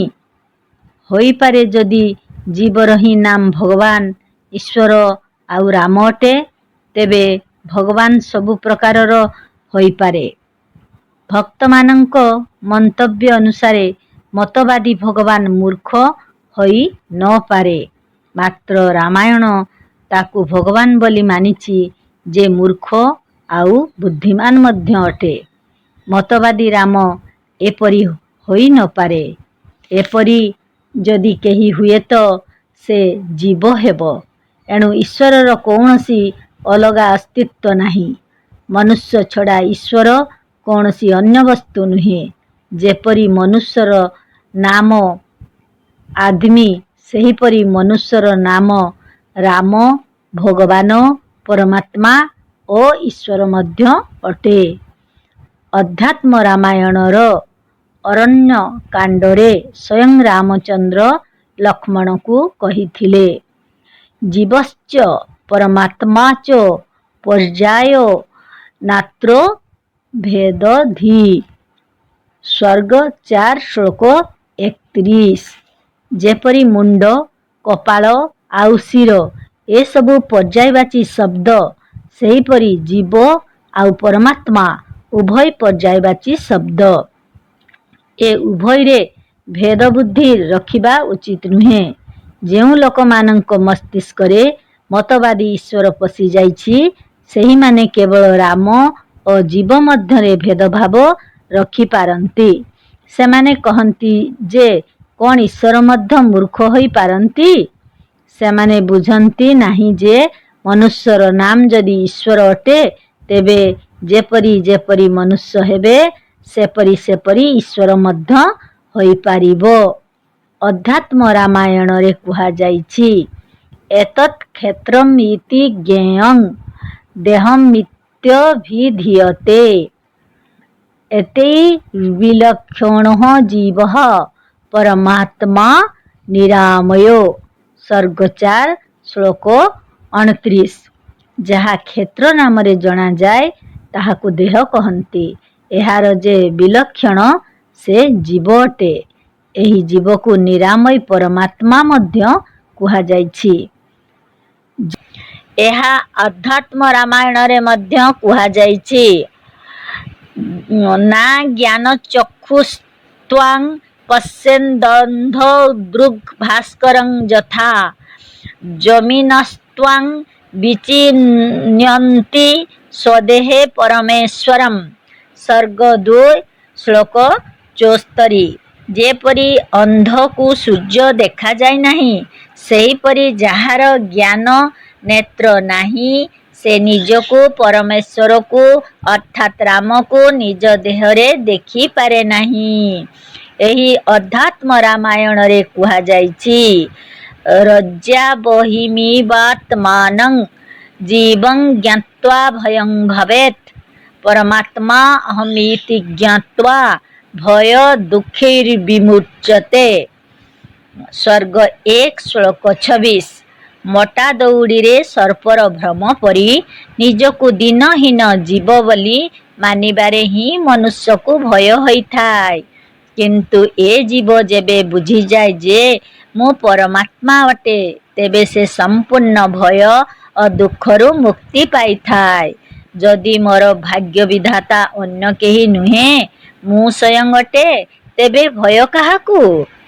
ସ୍ୱର୍ଗ, ନର୍କ, ମତବାଦ, ମତବାଦୀ, ପୁଣ୍ୟ, ପାପ ତଥା ଯମ, ଯମଦୂତ ସବୁ ମୋର କଳ୍ପନାରେ ରହିଛି। କେବଳ ପ୍ରକୃତ ଜ୍ଞାନ ହେବାର ବିଳମ୍ବ ଅଛି। ପ୍ରକୃତ ଜ୍ଞାନ ହୋଇଗଲେ ଏସବୁ ନଷ୍ଟ ହୋଇଯିବାରେ ଡେରି ନାହିଁ। ଏଥିପାଇଁ ଅଧ୍ୟାତ୍ମ ରାମାୟଣରେ କୁହାଯାଇଛି, ବିଜ୍ଞାନ ଚୈକାତ୍ମମ୍ ଥାମମ୍ ଜୀବୟ ସୁଖ ଭବେନ୍ନେରୁରିବଃ ପ୍ରକମ୍ପନଃ। ପରମାତ୍ମା ଓ ଜୀବାତ୍ମାର ଏକତା ଜାଣି ମନୁଷ୍ୟ ସୁମେରୁ ପରି ଦୃଢ଼, ନିର୍ଭୟ ଏବଂ ସୁଖୀ ହୋଇଯାଏ। ସର୍ବଜ୍ଞମୀଶ୍ୱରଂ ଅନନ୍ତଗୁଣଂ ବିଉଦସ୍ତମାୟଂ ଭଜେ ରଘୁପତିଂ ଭଜତାଂ ଭିନ୍ନମ୍। ସ୍ୱର୍ଗ 2 ଶ୍ଲୋକ 77। ସେ ସର୍ବଜ୍ଞ ଈଶ୍ୱର, ଅନନ୍ତ ଗୁଣଧାରୀ, ମାୟା ରହିତ ରଘୁପତିକୁ ମୁଁ ମଧ୍ୟ ଭଜନ କରୁଛି, ଯେ କି ରଘୁପତିକୁ ଭଜନ କରିବା ଲୋକଠାରୁ ଅଲଗା ନୁହନ୍ତି। ଅର୍ଥାତ୍ ଯିଏ ରାମ, ସେ ଭଜନକର୍ତ୍ତା ମଧ୍ୟ। ଭକ୍ତ ହିଁ ସେ ଭଗବାନ, ଯାହାର ସେ ଭଜନ କରୁଛି। କ'ଣ ପ୍ରଥମେ କେହି ଏହିପରି ମୁନି ଥିଲେ ଯେ ଏ ଜୀବଧାରୀ ପ୍ରାଣୀମାନଙ୍କୁ ରାମ ବୋଲି ମାନୁ ନଥିଲେ? ନା, ରାମାୟଣ ଅନୁସାରେ ଏହିପରି କେହି ନଥିଲେ ଯେ ଏହି ମନୁଷ୍ୟମାନଙ୍କୁ ହିଁ ରାମ ବୋଲି ମାନୁ ନଥିଲେ। ରାମାୟଣରେ କୁହାଯାଇଛି, ଯେହିଁ ପୁଛୁଁ ସୋଇ ମୁନି ଅସ କହଇ, ଈଶ୍ୱର ସର୍ବଂ ଭୂତମୟ ଅହଇ। ଉତ୍ତରକାଣ୍ଡ ଦୋହା 10:9-15। ଯେଉଁ ମୁନିଙ୍କୁ ପଚାରିଲେ ସେ କହେ ଯେ ଈଶ୍ୱର ସବୁ ପ୍ରାଣୀଙ୍କ ହୃଦୟରେ ରହେ। ସେ ସର୍ବଭୂତମୟ। ଭୂତର ଅର୍ଥ ଜୀବଧାରୀ ବା ପ୍ରାଣୀ। ଅହଙ୍କାର ଶିବ, ବୁଦ୍ଧି ଅଜ, ମନସସି ଚିତ୍ତ ମହାନ। ମନୁଜ ବାସ ସଚରାଚର ରୂପ, ରାମ ଭଗବାନ। ଲଙ୍କାକାଣ୍ଡ 15କ। ଏ ମହାନ ମନୁଷ୍ୟ ଶରୀରରେ ଯେଉଁ ଅହଙ୍କାର ରହିଛି, ତାହା ଶିବ। ଏଥିରେ ଯେଉଁ ବୁଦ୍ଧି ଅଛି, ତାହା ବ୍ରହ୍ମା। ଏଥିରେ ଯେଉଁ ମନ ଅଛି, ତାହା ଚନ୍ଦ୍ରମା। ମନୁଷ୍ୟ ଶରୀରରେ ବାସ କରୁଥିବା ବା ରହୁଥିବା ସଚରାଚର ରୂପ ଭଗବାନ ରାମ ଅଟନ୍ତି। ରାମାୟଣର ପ୍ରଥମେ ହିଁ ତୁଳସୀଦାସ କହିଛନ୍ତି, ଭବାନୀ ଶଙ୍କରୌ ବନ୍ଦେ ଶ୍ରଦ୍ଧା ବିଶ୍ୱାସ ରୂପିଣୌ, ଯାଭ୍ୟାଂ ବିନା ନ ପଶ୍ୟନ୍ତି ସିଦ୍ଧା ସ୍ୱାଃ ଅନ୍ତସ୍ଥୋ ଈଶ୍ୱରମ୍। ମୁଁ ଭବାନୀ ଓ ଶଙ୍କରକୁ ବନ୍ଦନା କରୁଛି। ଏ ଭବାନୀ ଶଙ୍କର କିଏ, ତାହା ବର୍ତ୍ତମାନ ଶୁଣି ନିଅନ୍ତୁ। ମନୁଷ୍ୟ ମଧ୍ୟରେ ଯେଉଁ ଶ୍ରଦ୍ଧା ରହିଛି, ତାହା ପାର୍ବତୀ, ଆଉ ଯେଉଁ ବିଶ୍ୱାସ ରହିଛି, ତାହା ମହାଦେବ। ଏହା ବିନା, ଏହି ଶ୍ରଦ୍ଧା ଓ ବିଶ୍ୱାସ ନ ରହିଲେ ମନୁଷ୍ୟ ନିଜର ଅନ୍ତଃକରଣରେ ରହିଥିବା ଈଶ୍ୱରକୁ ଦେଖିପାରେନା। ଲୋକେ ମୋତେ ପଚାରନ୍ତି ଯେ, ଯଦି ସମସ୍ତେ ରାମ, ତ ରାମ ଏକ ନ ହୋଇ ଅନନ୍ତ ହୋଇଛନ୍ତି, ଆଉ ଯଦି ସମସ୍ତେ ରାମ ଓ ରାମ ଅନନ୍ତ, ତେବେ ତାଙ୍କର ଚରିତ୍ର ରାମାୟଣ ଅନେକ ହେବ। ଠିକ୍ ଏହି କଥା ସ୍ୱୟଂ ରାମାୟଣରେ କୁହାଯାଇଛି। ରାମ ଅନନ୍ତ ଅନନ୍ତ ଗୁଣାନି, ଜନ୍ମ କର୍ମ ଅନନ୍ତ ନାମାନି। ଉତ୍ତରକାଣ୍ଡ ଦୋହା 51:3। ଅର୍ଥ, ରାମ ଅନନ୍ତ, ଗୁଣ ମଧ୍ୟ ଅନନ୍ତ, ତାହାର ଜନ୍ମ, କର୍ମ, ନାମ ମଧ୍ୟ ଅନନ୍ତ। ଯଦି ସଂସାରରେ ସବୁ ଲୋକ ରାମ ଅଟନ୍ତି ଓ ସବୁ ଥିଲେ, ଆଉ ଆଗକୁ ଯେଉଁମାନେ ହେବେ ସମସ୍ତେ ରାମ ହିଁ ହେବେ, ତେବେ ତାହାର ଗଣନା କିଏ କରିପାରିବ? ଯଦି ରାମ ଅନନ୍ତ ହେବେ, ତ ଏହିସବୁ ରାମମାନଙ୍କର ଜନ୍ମ, କର୍ମ ଓ ନାମ ମଧ୍ୟ ଅନନ୍ତ ହେବ। ତେଣୁ ରାମଚରିତ ଶତକୋଟି ଅପାରା, ଶ୍ରୁତି ଶାରଦା ନ ବର ନେଇ ପାରା। ଉତ୍ତରକାଣ୍ଡ 51:2। ରାମ ଯଦି ଅନନ୍ତ ହେଲେ ତାଙ୍କର ଜୀବନ ଚରିତ ମଧ୍ୟ ଅନେକ ଓ ଅନନ୍ତ ହେବ ତ ତାହାର ବର୍ଣ୍ଣନା କିଏ କରିପାରିବ? ଏଥିପାଇଁ ଉପର ଚଉପାଇରେ କୁହାଯାଇଛି ଯେ ରାମଚରିତ ତ 100 କୋଟି ନୁହେଁ କିନ୍ତୁ ଅନେକ ଶତକୋଟି ଅର୍ଥାତ୍ ଅନନ୍ତ ପରବ। ଏହାକୁ ବେଦ ଓ ଶାରଦା କହି ପାର ହୋଇପାରିବେ ନାହିଁ। ବର୍ତ୍ତମାନ ରାମ ଅନନ୍ତ ହେଲେ ତାଙ୍କର ଚରିତ୍ର ଅନନ୍ତ ହେଲା, ତେବେ ତ ରାମାୟଣ ମଧ୍ୟ ଅନନ୍ତ ହେବ। ଏଇ କଥା କୁହାଯାଇଛି ମଧ୍ୟ। ନାନା ଭାନ୍ତି ରାମ ଅବତାରା ରାମାୟଣ ଶତକୋଟି ଅପାରା। ବାଳକାଣ୍ଡ 32:6। ରାମ ଅନନ୍ତ, ତେବେ ତାହାର ଜନ୍ମ ଅନନ୍ତ ଅନେକ ଅବସରରେ ଅନେକ ପ୍ରକାରରେ ହେଲା। ତେବେ ଉପରର ଚଉପାଇ ଠିକ୍ କହୁଛି ଯେ ରାମର ଅବତାର ଅନେକ ପ୍ରକାରରେ ହେଲା ତ ରାମାୟଣ ଅନନ୍ତ ଆଉ ଅସଂଖ୍ୟ ଅରବ ହେବ। ଶତକୋଟିରେ 1 ଅରବ ଆଉ 100 କୋଟି ଯେତେ ଅନନ୍ତ ଅସଂଖ୍ୟ, ତେବେ ଅପାର ଅସଂଖ୍ୟ ଓ ଅନନ୍ତ ଅରବ ରାମାୟଣ ହେବ। ଦେଖ, ଏ ସମୟରେ ସମସ୍ତ ସଂସାରର ଜନସଂଖ୍ୟା 4 ଅରବରୁ କମ୍ ହେବ। ତେବେ ପ୍ରାୟ 4 ଅରବ ରାମାୟଣ ମଧ୍ୟ ରଚନା ହୋଇପାରିବ। ପୁଣି ଯେତେବେଳେ ଏହିପରି ଅନନ୍ତ କାଳ ଅତୀତ ହୋଇଗଲାଣି ଆଉ ଅନନ୍ତ କାଳ ମଧ୍ୟ ଆଗକୁ ହେବ, ତେବେ ରାମାୟଣ ମଧ୍ୟ ଅନନ୍ତ ଅସଂଖ୍ୟ ଅରବ ହୋଇସାରିଛି ଆଉ ଆଗକୁ ହେବ। ଏଥିରେ ସନ୍ଦେହ କରିବାର କ'ଣ ଅଛି? ତଥା ଅନନ୍ତରାଗ ଭଗବାନା ତଥା କଥା କୀରତି ଗୁଣ ନାନା ନାନା। ବାଳକାଣ୍ଡ 113:4। ହରିଗୁଣ ନାମ ଅପାର କଥା ରୂପ ଗଣତି ଅମିତ ମେଇ ନିଜମତି ଅନୁସାର କହଇ ଉମା ସାଦର ଶୁଣହୁଁ। ବାଳକାଣ୍ଡ 16:120।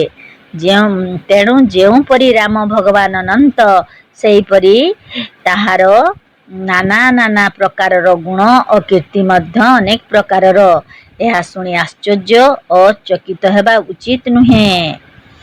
ରାମ ଅନନ୍ତ, ଅନନ୍ତ ଗୁଣ ଅମିତ କଥା ବିସ୍ତାର ଶୁନି ଆଚରଜ ନ ମାନିହି ଜିନକେ ବିମଲ ବିଚାର।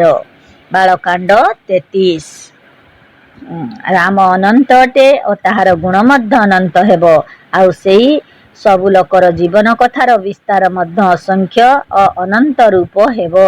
ତେଣୁ ଯେଉଁ ଲୋକମାନେ ନିର୍ମଳ ବିଚାର ରହିଛି, ଯେଉଁ ଲୋକମାନଙ୍କର ନିର୍ମଳ ବିଚାର ରହିଛି, ଅର୍ଥାତ୍ ଏହା ବୁଝି ସାରିଛନ୍ତି କି ସଂସାରରେ ଯେତେ ମନୁଷ୍ୟ ଅଛନ୍ତି ସମସ୍ତେ ରାମ, ତେବେ ତାଙ୍କର ଚରିତ୍ର ରାମାୟଣର କଥା ମଧ୍ୟ ଅସଂଖ୍ୟ ଓ ଅନନ୍ତ ହେବ। ତେଣୁ ଏହା ଶୁଣି ଆଶ୍ଚର୍ଯ୍ୟ ହେବେ ନାହିଁ। ରାମଚରିତ ଅତି ଅମିତ ମୁନିଷା କହି ନା ସକେ ଶତକୋଟି ଅହିଷା। ବାଲକାଣ୍ଡ 104:3। ଅହିଷ କହନ୍ତି ଶେଷକୁ, ଯାହାର କି ପୌରାଣିକ କବିମାନେ ହଜାରେ ମୁଖ ବୋଲି ମାନିଥାନ୍ତି। ପୁଣି ନିର୍ଘଣ୍ଟୁ ଅନୁସାରେ ସହସ୍ରର ଅର୍ଥ ବହୁତ ଓ ଅସଂଖ୍ୟ ଓ ଅନନ୍ତ ଅଟେ। ଏ ଚଉପାଇର ଅର୍ଥ ଏହା ଯେ ଅନନ୍ତ ମୁଖଧାରୀ ଅନନ୍ତ ଅହିଷ ଅର୍ଥାତ୍ ଶେଷ ମଧ୍ୟ ରାମର କଥା ବର୍ଣ୍ଣନା କରି ପାରନ୍ତି ନାହିଁ, କାରଣ ମଧ୍ୟ ତାହା କଥା ଅନନ୍ତ ଓ ଅସଂଖ୍ୟ। ଏଥିପାଇଁ କୁହାଯାଇଛି ରାମ କଥା କେଇମିତି ଜଗ ନାହିଁ ଅସ ପ୍ରତୀତ ମେରେ ମନ ମାହି। ବାଲକାଣ୍ଡ 32:5। ତେଣୁ ମୋର ମନରେ ତ ଏହିପରି ପ୍ରତୀତ ହେଉଛି ଯେ ସଂସାରର ରାମ କଥାର କୌଣସି ସଂଖ୍ୟା ନାହିଁ, ଅସଂଖ୍ୟ ଅଟେ। ଆରେ ଏ କଥା ତ ଏତିକି ରହିଛି ଯେ ଜଲ ଶିକର ମହି ରଜଗନି ଯାହିଁ ରଘୁପତି ଚରିତ ନ ବର୍ଣ୍ଣି ସିରାହି। ଉତ୍ତରକାଣ୍ଡ 451-4। ସଂସାରର ଜଳକଣା ଓ ପୃଥିବୀର ଧୂଳିକଣା କେହି ଚାହିଁଲେ ଗଣିପାରିବ। ମାତ୍ର ରାମ କଥା ଏତେ ଯେ ତାକୁ ବର୍ଣ୍ଣନା କରି କେହି ସମାପ୍ତ କରିପାରିବେ ନାହିଁ। କଥା ଠିକ୍। ଯେତେବେଳେ ଭୂତ ଭବିଷ୍ୟତ ଓ ବର୍ତ୍ତମାନ କାଳର ସବୁ ମନୁଷ୍ୟ ରାମ ଅଟନ୍ତି, ତେବେ ସେମାନଙ୍କ ଚରିତ୍ରର ଅଲଗା ଅଲଗା ବର୍ଣ୍ଣନା କରି କିଏ ପାର ପାଇପାରିବ? ତେଣୁ ଦେଖ, ହରି ଅନନ୍ତ ହରି କଥା ଅନନ୍ତା, କହଇ ଶୁନହି ବହୁବିଧି ସବ ସନ୍ତା। ବାଳକାଣ୍ଡ 139-5। ଯେତେବେଳେ ସମସ୍ତେ ରାମ, ସେତେବେଳେ ରାମ ଓ ସେମାନଙ୍କ କଥା ମଧ୍ୟ ଅନନ୍ତ। ପ୍ରତ୍ୟେକ ମନୁଷ୍ୟର ଜୀବନ ଚରିତ୍ର ହିଁ ଗୋଟିଏ ରାମାୟଣ। ଏହାକୁ ସବୁ ସନ୍ଥ ଅନେକ ପ୍ରକାରରେ କହନ୍ତି ଓ ଶୁଣାନ୍ତି। ଏସବୁ ବିଷୟଗୁଡ଼ିକୁ ଅନୁଧ୍ୟାନ କଲେ ଏହା ସର୍ବଦା ସ୍ପଷ୍ଟ ହୋଇଯାଏ ଯେ ଯେତେ ମନୁଷ୍ୟ ଅଛନ୍ତି ବା ଥିଲେ ବା ହେବେ, ସମସ୍ତେ ରାମ। ତେଣୁ ଏ ସମସ୍ତଙ୍କର ଜୀବନ ଚରିତ୍ର ଯେତେବେଳେ ରାମାୟଣ, ଆଉ ଏହା ଅନନ୍ତ ଓ ଅସଂଖ୍ୟ ହୋଇଥିବାରୁ ଏ ରାମାୟଣ ତ ସେଥିମଧ୍ୟରୁ ଗୋଟିଏ ମାତ୍ର। ଏହିପରି କେତେ ମନୁଷ୍ୟଙ୍କର କେତେ କଥା ଲେଖକ ଆଉ କାହାଣୀକାର କହି ସାରିଛନ୍ତି, ଆଉ ଆଗକୁ କହିବେ ମଧ୍ୟ। ଏହାର ସଂଖ୍ୟା କେହି କହିପାରିବେ ନାହିଁ। ମତବାଦୀ ଲୋକେ ଏହାର ଅର୍ଥ ଓଲଟପାଲଟ କରି ପକ୍ଷପାତ ଯୋଗୁ ବା ନିଜ ଅଜ୍ଞାନତା କାରଣରୁ ଯାହା କରନ୍ତୁ ପଛେ, କିନ୍ତୁ ରାମାୟଣର ଏ କଥା ଏହା ସିଦ୍ଧ କରୁଛି ଯେ ଯେତେ ମନୁଷ୍ୟ ଅଛନ୍ତି ସମସ୍ତେ ରାମ ଅଟନ୍ତି। ରାମର, ଭଗବାନର ବା ଈଶ୍ୱରର ଯେଉଁ ଲକ୍ଷଣ ହେବ ବେଦ, ଶାସ୍ତ୍ର ଓ ଉପନିଷଦରେ ଲେଖା ହୋଇଛି, ତାହା ଏହି ଜୀବ ମଧ୍ୟରେ ଘଟୁଛି। ବିନୁ ପଦ ଚଲେଇ ଶୁନେଇ ବିନୁ କାନା, କରି ବିନୁ କରମ କରଇ ବିଧି ନାନା। 5. ଆନନ ରହିତ ସକଲ ରସ ଭୋଗୀ, ବିନୁ ବାଣୀ ବକ୍ତା ବଡ଼ ଯୋଗୀ। 6. ତନ ବିନୁ ପରଶ ନୟନ ବିନୁ ଦେଖା, ଗ୍ରହି ଘ୍ରାଣ ବିନୁ ବାସ শেখা। 7. ବାଳକାଣ୍ଡ 117-5-7। ସେ ବିନା ଗୋଡ଼ରେ ଚାଲେ, ବିନା ହାତରେ କାମ କରେ, ବିନା ଜିହ୍ୱାରେ କଥା କହେ, ବିନା କାନରେ ଶୁଣେ, ବିନା ତ୍ୱଚାରେ ଛୁଏଁ ଆଉ ବିନା ନାକରେ ଶୁଙ୍ଘେ। ଆଚ୍ଛା, ତେବେ ଏହା ନିଶ୍ଚିନ୍ତ ହେଲା। ଆଉ ଏହା ମତବାଦୀ ଲୋକେ ମଧ୍ୟ ମାନିବେ ଯେ ବିନା ଜିହ୍ୱାରେ ଯେ କଥା କହେ, ବିନା କାନରେ ଶୁଣେ, ସେ ଈଶ୍ୱର। ତେଣୁ ବର୍ତ୍ତମାନ ଆମର ପାଠକମାନେ ଦେଖନ୍ତୁ ଯେ ଏହିପରି କିଏ ଅଛି। ଆମର ପାଠକମାନେ 5 ମିନିଟ ପାଇଁ ଏ ଲେଖାକୁ ପଢ଼ିବା ଛାଡ଼ି ବସିଯାଆନ୍ତୁ, ଆଉ ଚିତ୍ତକୁ ଏକାଗ୍ର କରି ଆଖି ବନ୍ଦ କରି ଦିଅନ୍ତୁ। ବର୍ତ୍ତମାନ ଜିହ୍ୱା ନ ହଲାଇ 10 ଥର ଶିବହମ୍ ଶିବହମ୍ କହନ୍ତୁ।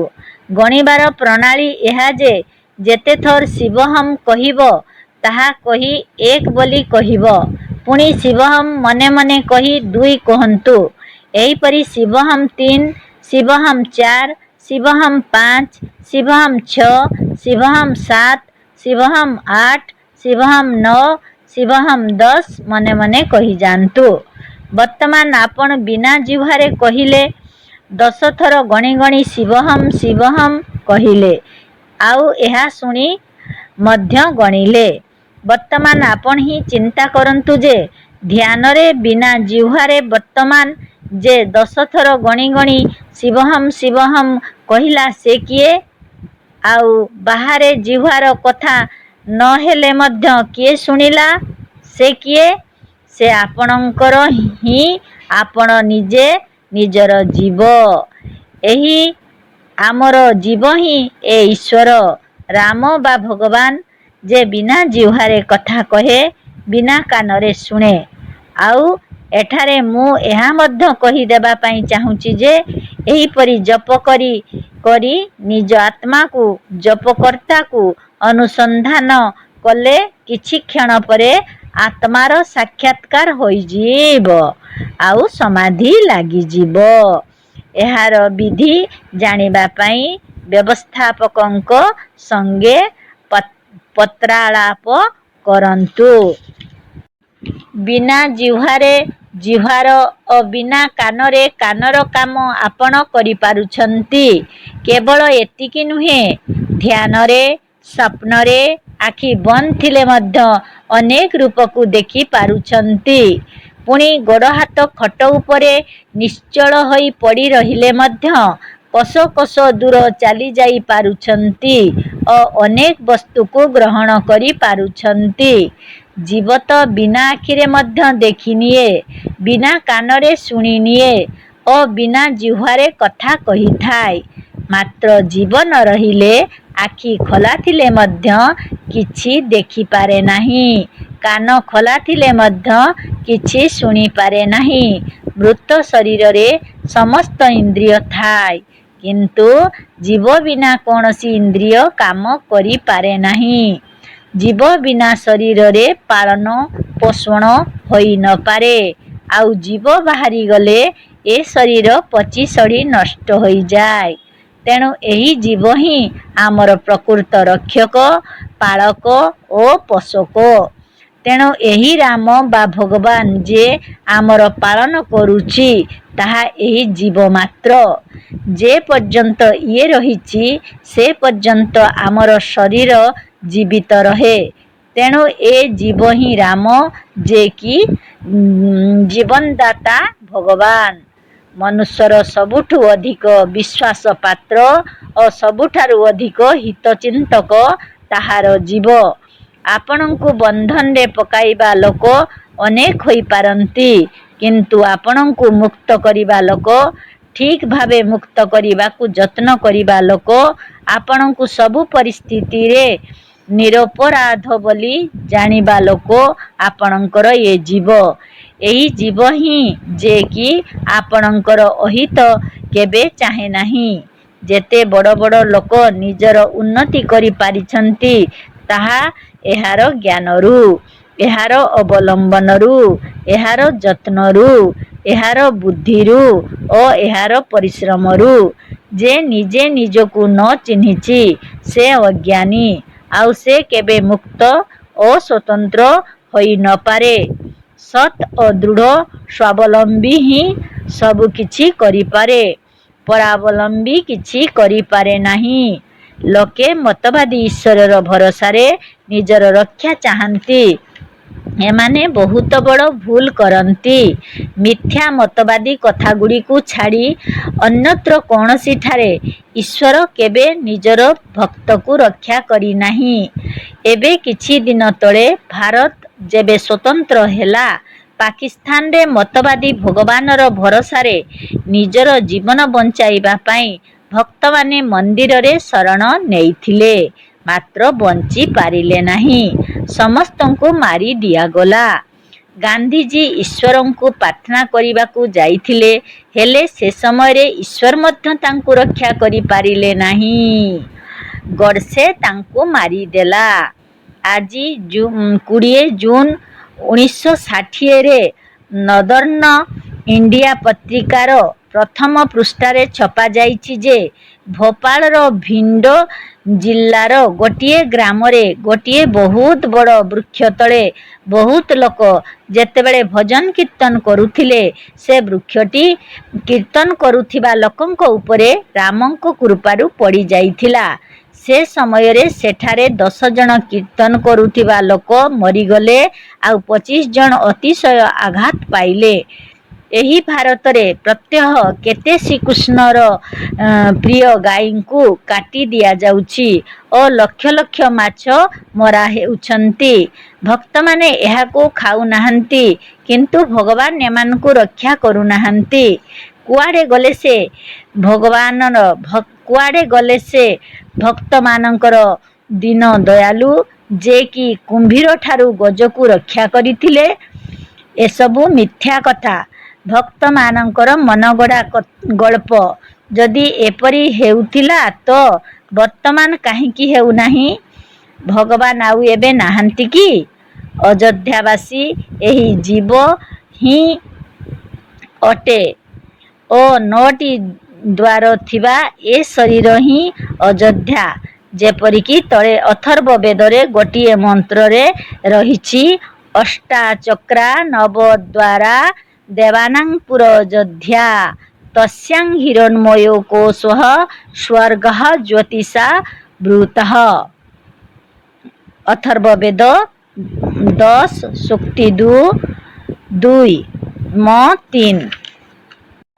ଅନ୍ୟ ଜଣେ କବି ମଧ୍ୟ କହିଛନ୍ତି, କୁଣ୍ଡଳୀ ପଦ ରାମାୟଣ ମର୍ମ ସାଧୁ କୋଇ ବିରଲା ଜାନେ, ଜାନେ कोई साधु करे जब सद्गुरु सेवा। सद्गुरु के उपदेश मिटई सब भ्रम का भेवा। एक भेद बुद्धि को त्यागी होई निर्भय निशंका, सब चक्र को भेदी चढ़ई त्रिकुटी गढ़ लंका। 2 लंका चढ़ी 10 मुखी चित्त रावण को मारई, कुंभकर्ण तम मारी नींद को बस में धारई। 3 नाद अनाहद मेघ समाधि सोता जानई, निज रूप अवध को चलई चढ़ई निज ज्ञान विमानई। 4 8ଟି ଚକ୍ର ଓ 9ଟି ଦ୍ୱାର ଥିବା ପୁର ଅଯୋଧ୍ୟା, ସେଥିରେ ଚମକୁଥିବା ଗୋଟିଏ କୋଷ ରହିଛି, ଯାହାକୁ ତ୍ରିକୁଟି ସ୍ଥାନ କହନ୍ତି। ତାହା ହିଁ ସ୍ୱର୍ଗ। ଏ ସ୍ଥାନ ବହୁତ ବଡ଼ ପ୍ରକାଶ ଦ୍ୱାରା ବେଢ଼ା ହୋଇ ରହିଛି। କୁଣ୍ଡଳୀର ପଦଗୁଡ଼ିକ ତ ହିନ୍ଦୀରେ ଦିଆଯାଇଛି, ଏହା ସ୍ପଷ୍ଟ ଭାବରେ ବୁଝି ହେଉଛି। ଏସବୁ କଥା ଗୁଡ଼ିକରୁ ଏହା ସିଦ୍ଧ ହେଉଛି ଯେ, ପ୍ରାଚୀନ କାଳର ଲୋକେ ମତବାଦୀ ଭଗବାନଙ୍କୁ ନୁହେଁ, ମାତ୍ର ଏ ଜୀବ ଭଗବାନ ଆତ୍ମା ରାମକୁ ମାନୁଥିଲେ। ଏହି କାରଣରୁ ଏମାନେ ପରସ୍ପର ସମ୍ମିଳିତ ହେଲାବେଳେ ଜୟ ରାମ, ଜୟ ଗୋପାଳ, ଜୟ ଭଗବାନ ନ କହି ଜୟ ଜୀବ କହୁଥିଲେ। ଯେପରିକି ଏ ଲେଖାରେ ପ୍ରଥମେ ହିଁ କହି ଦିଆଯାଇଛି, କହି ଜୟ ଜୀବ ଶିଷ ତିନ୍ହ ନାଏ, ଭୂପଶୁ ମଙ୍ଗଳ ବଚନ ଶୁଣାଏ। 4:2 କହି ଜୟ ଜୀବ ବେଇଠି ଶିର ନାଇ, ଦେଖି ଭୂପ ଗତି ଗୟୟୁ ସୁଖାଇ। 37:6 ଦେଖି ସଜୀବ ଜୟ ଜୀବ କହି, କିନୁ ହେଉ ଦଣ୍ଡ ପ୍ରଣାମୁ, ସୁନତ ଉଠଇ ବ୍ୟାକୁଳ ନୃପତି, କହୁଁ ସୁମନ୍ତ୍ର କହୁଁ ରାମୁ। ଅହଲ୍ୟାକାଣ୍ଡ 148। ଆଜିକାଲି ଲୋକେ ପରସ୍ପର ସମ୍ମିଳିତ ହେଲାବେଳେ ଜୟ ରାମଜୀ, ଜୟ ଗୋପାଳଜୀ, ଜୟ ଭଗବାନଜୀ କି, ଜୟ କୃଷ୍ଣଜୀ କି ଯାହା କହୁଛନ୍ତି ତାହା ସର୍ବଥା ନିରର୍ଥକ। ପରସ୍ପର ନିଜର ଲୋକଙ୍କର ଜୟ କାମନା ନ କରି, ଜୟ ନ ଚାହିଁ ଓ ଜୟ ନ କହି ରାମଜୀର, ଭଗବାନଜୀର ଆଉ ଗୋପାଳଜୀର ଜୟ କହନ୍ତି। ରାମଜୀର ତ ଜୟ ହୋଇଛି, ଆଉ ହେବ ବି।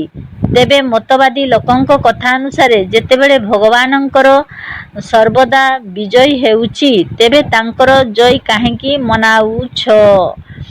ମନାଇବାର ଅଛି ତ ନିଜର କୁଶଳ, ନିଜର ଶୁଭ ମନାଅ, ଯାହା ପାଇଁ ଏହାର ଆବଶ୍ୟକତା ରହିଛି। ମତବାଦୀ ରାମ ଯଦି ଥିବ ତ ତାହାର ଜୟ ତ ହେବ ହିଁ ହେବ। ତେଣୁ ପ୍ରାଚୀନ କାଳରେ ଲୋକେ ଯେଉଁ ଜୟଜୀବ ବୋଲି କହି ପରସ୍ପରକୁ ପ୍ରଣାମ କରୁଥିଲେ, ତାହା ସାର୍ଥକ ଥିଲା। ବର୍ଣ୍ଣାଶ୍ରମର ପାଳନ ପରେ ମତବାଦୀ ଭଗବାନର ଶରଣରେ ଯିବା ପାଇଁ ରାମାୟଣରେ କୁହାଯାଇନାହିଁ। ଦେଖ, ଆଦୌ ସ୍ୱବର୍ଣ୍ଣାଶ୍ରମଃ ବର୍ଣ୍ଣିତାଃ କ୍ରିୟାଃ କୃତ୍ୱା ସମାସାଦିତଃ ଶୁଦ୍ଧମାନସଃ ସମାପ୍ୟ ତତ୍ପୂର୍ବ ମୁମାତ୍ୱସାଧନ समाश्रये समाश्रयेत सद्गुरु सद्गुरुत्मात्म लब्ध ये ନିଜ ନିଜର ବର୍ଣ୍ଣ ଓ ଆଶ୍ରମ ଧର୍ମର କୁହା ଯାଇଥିବା କ୍ରିୟାଗୁଡ଼ିକ କରି ଶୁଦ୍ଧ ମନରେ ଶେଷରେ ଏସବୁ ତ୍ୟାଗ କରି ନିଜ ଆତ୍ମାକୁ ବା ନିଜେ ନିଜକୁ ପାଇବା ପାଇଁ ସଦ୍ଗୁରୁର ଆଶ୍ରୟ ନେବା ଉଚିତ। କାରଣ ଆତ୍ମା ବା ଆତ୍ମଜ୍ଞାନ ବିନା କେହି ସଦ୍ଗତି ପାଇ ନପାରେ। ଅଜ୍ଞାନମେବାସ୍ୟ ହି ମୂଳ କାରଣଂ ତଦ୍ଜ୍ଞାନମେବାତ୍ର ବିଧୌ ବିଧୀୟତେ ବିଦୈବ ତନ୍ୟାସୋ ବିଧୌ ପଟିୟସି ନ କର୍ମ ତ୍ୟଜ୍ୟଂ ସ୍ୱବିରୋଧାମାରିତମ୍। ଅଧ୍ୟାତ୍ମ ରାମାୟଣ ଉତ୍ତରକାଣ୍ଡ ସଂଖ୍ୟା 5-9। କଥା ଏହା ଯେ ସବୁ ପ୍ରକାରର ଦୁଃଖ ବନ୍ଧନର କାରଣ କେବଳ ଅଜ୍ଞାନ ମାତ୍ର ଅଟେ। ଯାହାଦ୍ୱାରା ଏହା ଭୁଲି ଯାଇ ନିଜକୁ ରାମ ନ ଭାବି ରାମର ଗୋଲାମ ବୋଲି ମାନୁଛନ୍ତି ଓ ଏହା ଜାଣୁନାହାନ୍ତି ଯେ ଏହି ଜୀବର ନାମ ରାମ ଓ ପରମାତ୍ମା। କାରଣ ଏହି ଅଧ୍ୟାତ୍ମ ରାମାୟଣରେ ରାମ ସ୍ୱୟଂ କହିଛନ୍ତି ଜୀବଶ୍ଚ ପରମାତ୍ମା ଚ ପର୍ଯ୍ୟାୟୋ ନାତ୍ର ଭେଦଧି। 4:31 ଜୀବ ଆଉ ପରମାତ୍ମା ଉଭୟ ଶିର କପାଳ ଓ ମସ୍ତକ ପରି ପର୍ଯ୍ୟାୟବାଚୀ ଶବ୍ଦ। ଉଭୟ ଗୋଟିଏ ବସ୍ତୁର ନାମ। ତେଣୁ ଅଜ୍ଞାନରୁ ନିଜକୁ ଭୁଲି ଯାଇଥିବାରୁ ମୁକ୍ତ ଯେତେବେଳେ ହେବ, ଯେତେବେଳେ ତାର ଜ୍ଞାନ ହେବ କୌଣସି ଅଜ୍ଞାନ ଜନିତ କର୍ମ ଦ୍ୱାରା ନୁହେଁ। ଏହିପରି ରାମାୟଣରେ କେବଳ ନୁହେଁ ଭାଗବତ ଓ ଗୀତାରେ ମଧ୍ୟ ଏହା ହିଁ ଲେଖାଯାଇଛି। କିନ୍ତୁ ତା ଭାଗବତ ବ୍ୟାଖ୍ୟା କରୁଥିବା ପଣ୍ଡିତମାନଙ୍କୁ ହିଁ ଅର୍ଥ ଶୁଝେ ନାହିଁ। जय जीव बोले सद्गुरुदेव सिंह महाराज की जय। अखिल भूमंडलीय सर्वशीर मणि मुनि समाज की जय। जय जीव जय जीव जय जीव।